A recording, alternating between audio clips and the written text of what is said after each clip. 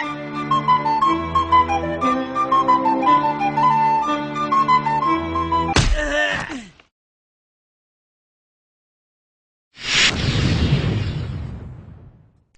everyone, it's Doogie again from UltimateWoWguide.com. Today I will show you a side-by-side comparison of dungeon leveling versus solo questing, which is the standard way of leveling today. This will be a recording of myself playing two different characters. One is an Alliance Paladin and the other one's a Horde Shaman. I have leveled both characters specifically for this video. They are both at level 20 and a half. I've used the dungeon leveling guide for the Paladin since level 1. So she has already done a couple of dungeons already before she has hit level 20, and she is already wearing about 4 different blue items. The Shaman was leveled purely from our standard leveling guide, and even at level 20 he haven't received a single blue item yet from questing at all. In fact, some of his green gear could use a good upgrade. I tried to get both characters to be at the same level as closely as possible.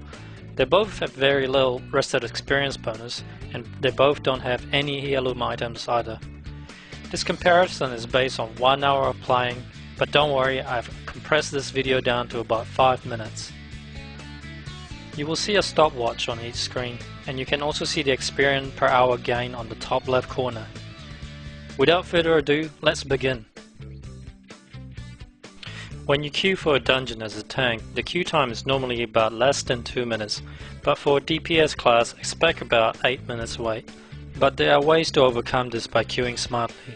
Try to check our guide in advance so you can queue about 5 minutes earlier before we instruct you. The Paladin had a rough start because we had this terrible warrior who was in our group for the first 15 minutes. He came in with 10 minutes resurrection sickness, and we couldn't even kick him out of the group for 15 minutes, so he was really slowing us down at the beginning. The Shaman on the right, however, is off to a good start. Dungeon leveling are extremely fun, but it does take a bit of diplomacy to make sure your group are heading the right direction. And also, if you're lucky, you'll get some very experienced player in your group. The last dungeon that I did, which was Wailing Cavern, I had 2 people wearing heirloom items, so that made the run really fast and really easy. But today I'm not that lucky. I don't think anyone in my group is wearing heirloom items. All we have is this terrible protection warrior that's not really doing anything much, but we will try and kick him out as soon as we can.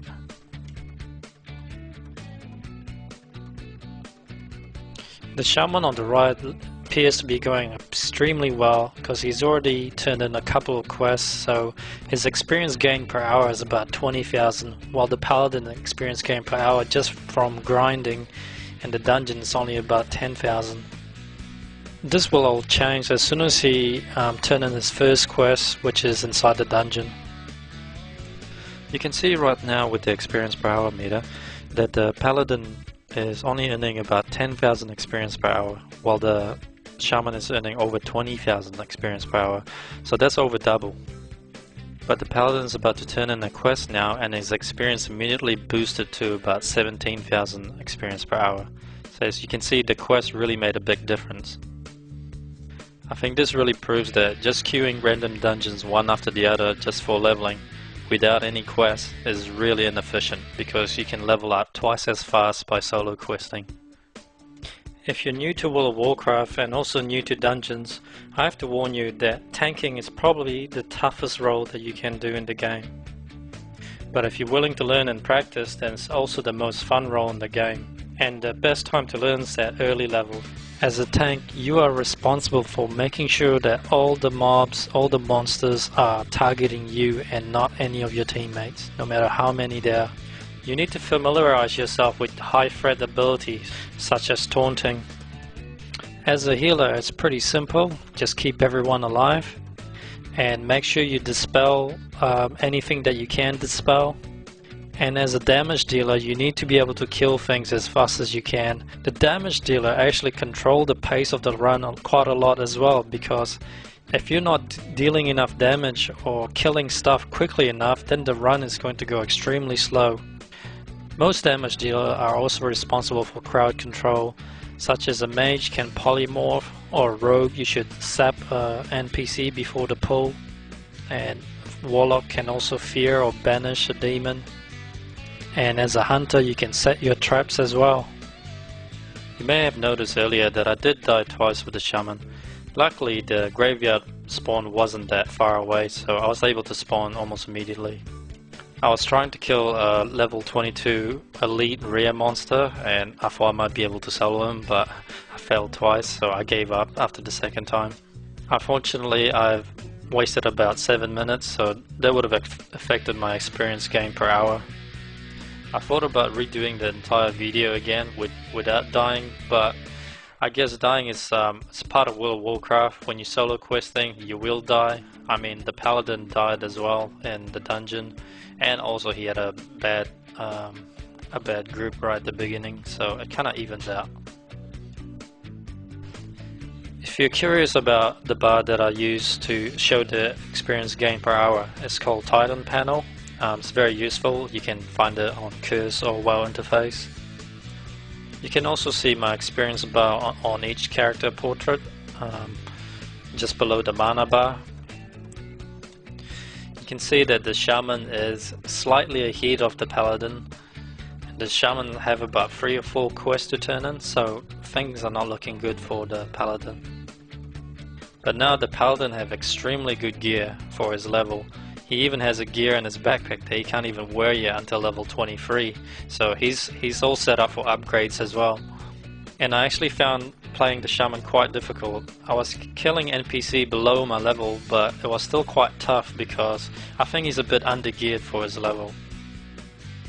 He is in desperate need of good upgrade, and I really don't want to buy gear from the auction house because they're all complete rip-offs.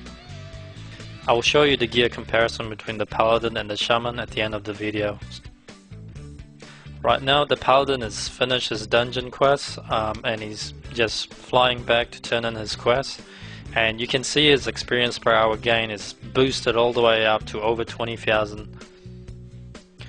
The Paladin did need about an extra 5 minutes of traveling time, longer than the Shaman, but the Shaman was also at a point where he needed to do a bit of traveling to get to the next step. So I decided to stop him right there because he wouldn't have gained any more experience. So as you can see from the screenshot, the Paladin is the clear winner. He has gained about 90% for this level, while the Shaman's only gained about 63%. The bulk of the experience for the Paladin came at the end when she turned in all the quests once the dungeon is finished. I know a lot of people think that queuing random dungeon is an easy way to level, but from my test it shows that just dungeon grinding on its own is the slowest way of leveling, and my Paladin was actually a bit too low level for the dungeon that she ran. Most of the monsters were actually about 2 or 3 levels above her, so they were either yellow or orange. So she should have been getting probably the maximum amount of experience that she can from dungeon grinding without the help of any high level players. So if anyone ever tell you that grinding is faster than questing, that's absolute rubbish. Solo questing, surprisingly, is still very good. It's very friendly to new players who are just getting into the game. Dungeon questing is the clear winner. With questing, the experience was increased by 160% than doing dungeon on its own without any quests at all. There's one more thing I'd like to show you, which is the gear comparison between the dungeon leveler and the solo leveler. The Paladin on the left is the dungeon leveler. Just check out her gear. She's absolutely decked with the best gear for her level. She has about 6 blue items. If I were to use her for PvP or solo leveling, she will easily dominate. The poor Shaman on the right still haven't received any blue items yet from questing, but he's still able to solo quest without much problem.